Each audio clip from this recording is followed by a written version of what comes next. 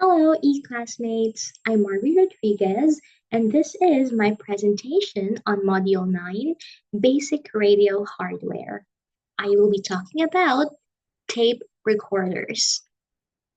Let's start by defining what a tape recorder is.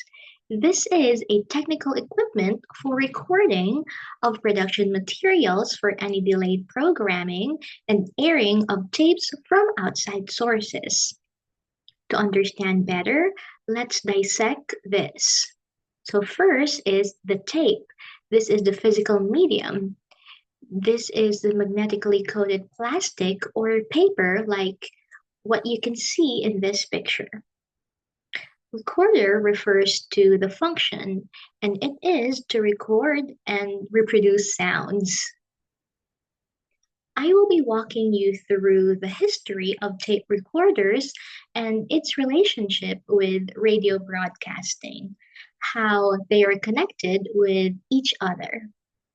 Let's start in 1898. A Danish inventor, Valdemar Poulsen, patented this machine, and he called this the telegraphone. So this device could play back recorded sounds using steel wire. At this time, this was used as an early kind of telephone answering machine.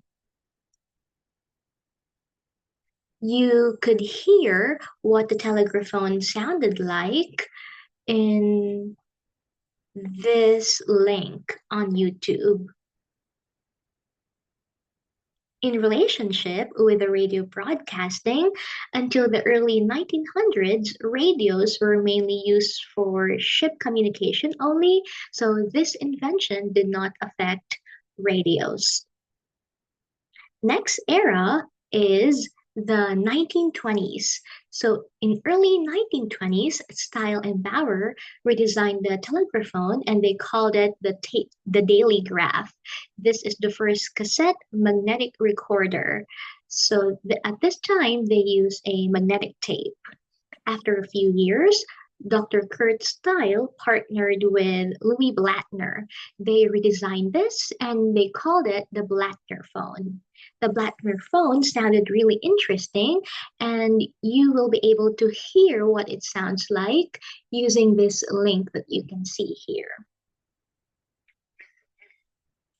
Next, still in 1920s, Boris and German chemist Flummer patented an improved version of the Blattner phone using magnetic tape recording in relationship with radio. So at this time, radio has become a form of mass communication. And for the first few years of 1920s, radio shows were live only, meaning there was no replay or recording. But when the Blattner phone was invented, this was used by the BBC and other news broadcasters. They recorded radio programs for later broadcasting. Next era is the 1930s. So Flumer and his co-creators finally perfected the magnetized tape recorder, and they call this the magnetophone. So this device has much more improved sound quality. You will be able to listen to the sound on this link that you can see below the video. In connection with radio broadcasting, this is the first time that radio programs could be pre-recorded and played back. So this redesign is more flexible and less stressful for broadcasters as they could pre-record and then play it back.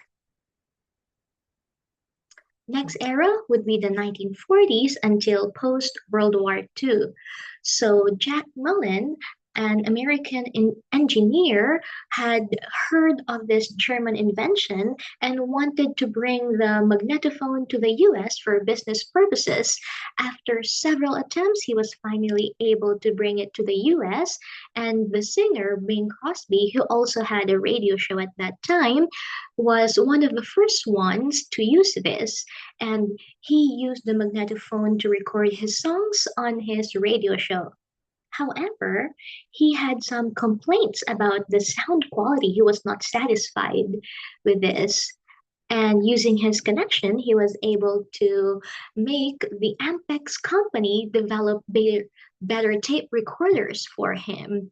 So the Ampex team redesigned this, and they were able to develop a much better tape recorder.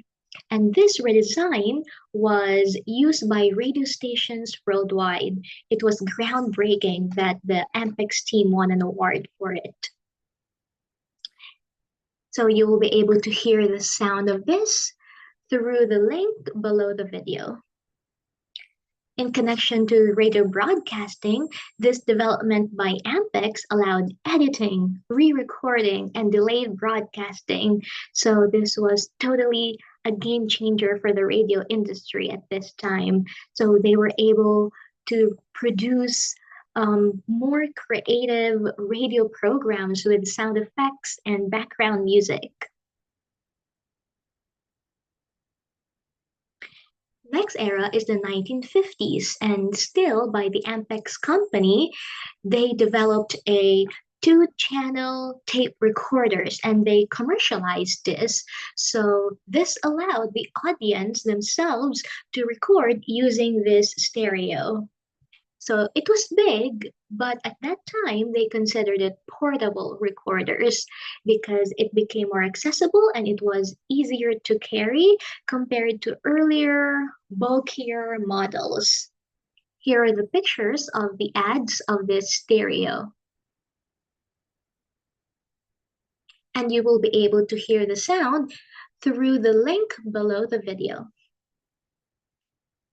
In connection with radio broadcasting, these advancements by the Ampex allow the audience themselves to record and replay the radio programs. So these advancements made the radio listening experience more engaging for the audience. Next era is the 1960s or the 1970s. So the Dutch company Philips introduced the compact cassette tape recorder, and it looked like this. It's still big, but at that time it was considered compact because it could be carried everywhere. And because of this redesign, recording was much easier and more portable. You will be able to hear the sound using the link below the video. In relationship with radio broadcasting, finally, radio journalists were able to use portable recorders to record sounds, voices, and interviews outside the studio. This made radio news more engaging, participative, and authentic for the public. Also, radio stations started storing their programs on cassette tapes for archiving. Next era is the Walkman era. This started in the 1980s until the 1990s. So Sony Walkman made listening to the radio more portable with much smaller portable cassette tape recorders. And after Sony, more companies started making portable tape recorders, and they were so popular at that time, they were everywhere. You'll be able to hear the sound of it using the link below this video. In relationship with radio, so with more portable cassette tape recorders, recording interviews and sounds outside the radio studio was much easier, and this made the radio listeners able to get more information from taped interviews.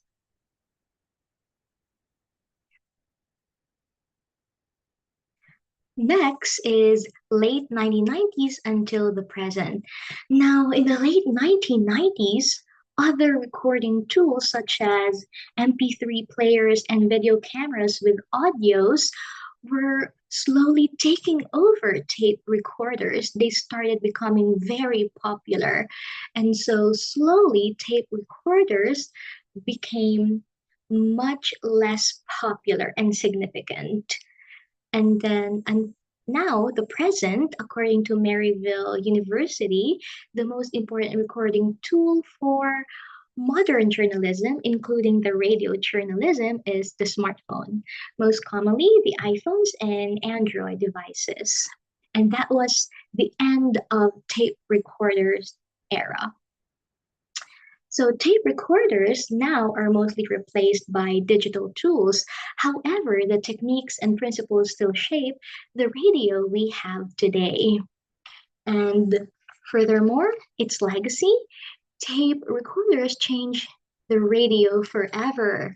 So because of tape recorders, concepts like editing, layering, replaying, became part of radio journalism and radio broadcasting. It paved the way for modern broadcasting and other audio productions we have now. We have podcast and the like right now. And that's it for my presentation. I hope you were able to learn something from it. For my discussion questions, please tell me, why do you think it's still important to learn about basic radio hardware like tape recorders, although it's unpopular nowadays? And second, how can recording tools, either digital or tape recording, be used in development communication programs? Thank you very much for listening. I hope you have a great day. Bye.